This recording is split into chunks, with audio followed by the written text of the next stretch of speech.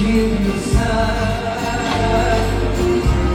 yursan sevirsen, aşktan kıyıp ezilirsen, fakat seni görüp dursan.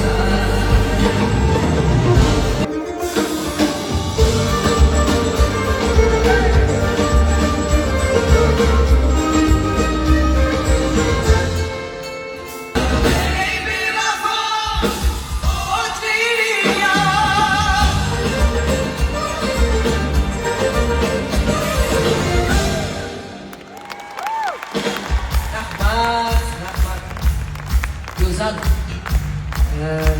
raqs uchun Parizodam familiga rahmat aytaman. Endi yana kayfiyat. Raqsga tushamiz, o'ynaymizmi?